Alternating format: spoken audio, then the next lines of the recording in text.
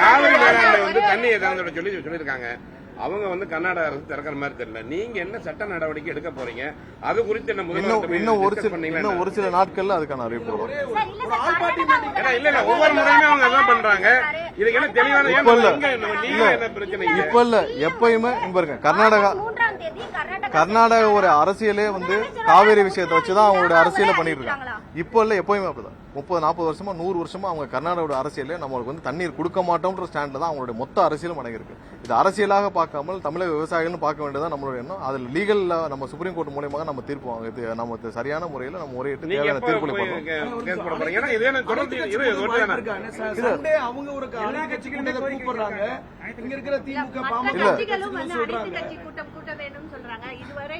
எல்லாருக்கும் ஒரே நிமிஷம். நீங்க நிறைய கொஸ்டின் ஒரே மாதிரி கேட்கறீங்க. ஒரே நிமிஷம். இதுல இன்னும் வந்து ஒரு சில முடிவுகள் எடுக்கப்பட வேண்டியிருக்குது. முதல்வர் தரப்புல இருந்து இன்னும் ஒரு வாரத்துக்குள்ள தேவையான முடிவுகள் அனௌன்ஸ் பண்ணப்படும். இதுல என்னென்ன ஆப்ஷன் இருக்குன்னு நீங்க எல்லாம் புரிஞ்சுக்கணும். ஒன்னு நம்ம சுப்ரீம் கோர்ட் மூலமாக, அடுத்து நம்ம வந்து ட்ரிபியூனல் நம்ம கொண்டு வரது மூலமாக ஒரு அடுத்த ஆப்ஷன், இன்னொன்னு இன்டர்ஸ்டேட்ல நம்ம எப்படி பேசி வாங்குறோம். இது 3 ஆப்ஷன். அடுத்தது என்ன செய்யணும், அடுத்து அது இல்லாமல் ஒன்றிய அரசுக்கு அழுத்தம் கொடுக்கிறது. இது 4 தான் நமக்கு இருக்கிற ஆப்ஷன். இதுல என்ன செய்யணுமோ கண்டிப்பாக முதல்வர்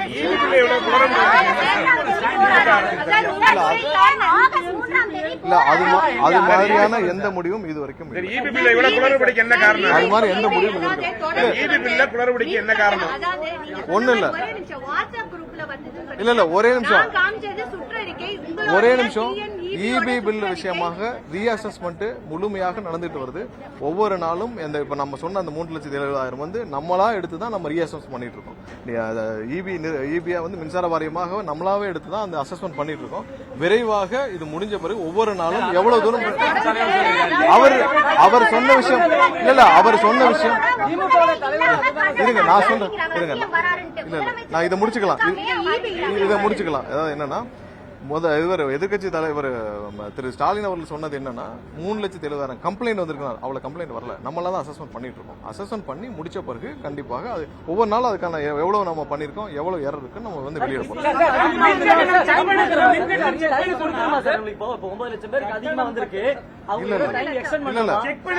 அது டெய்லி அதெல்லாம் எல்லா இடத்துலயும் இல்ல. நீங்க யாரோ அதெல்லாம் நீங்க கம்ப்ளைண்ட் கொடுங்க, அதெல்லாம் கண்டிப்பா அந்த மாதிரி எந்த எக்ஸ்டென்ஷன் இருக்கு. அந்த மாதிரி அததான் குழப்பற விஷயமாக தான் திரு ஸ்டாலின் அவர்கள் கொடுத்திருக்காரு. அது இந்த மாதிரி எந்த எக்ஸ்டென்ஷன்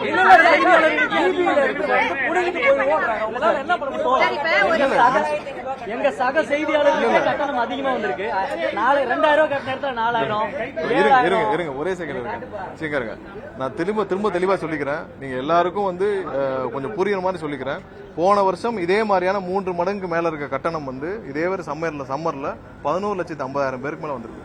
இந்த வருடம் வந்து 9,60,000 பேர்கிட்ட வந்திருக்கு. இதை நம்மளா வந்து இன்னைக்கு 3,70,000 பேருக்கு ரீஅசஸ்மெண்ட் கம்ப்ளீட்டா பண்ணிட்டு இருக்கோம். நேற்று இருந்து ஆரம்பிச்சிருக்காங்க, ஒவ்வொரு இடத்துல பண்ணிட்டு இருக்காங்க. எங்கெங்கெல்லாம் வேரியேஷன்ஸ் இருக்கோ ரீஅசஸ்மெண்ட் நேரா போய் ஏடி லெவல், ஏஇ லெவல், கொஞ்சம் நான் சொல்றேன், நான் சொன்னா முடிச்சுக்கிட்டேன்.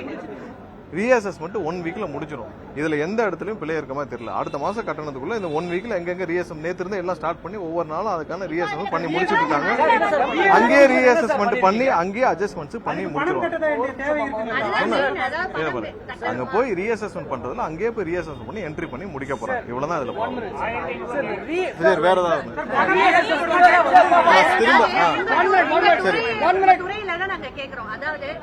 இப்ப நான் சொன்னதுல எல்லாருக்கும் புரிஞ்சதுல சரி ஓகே.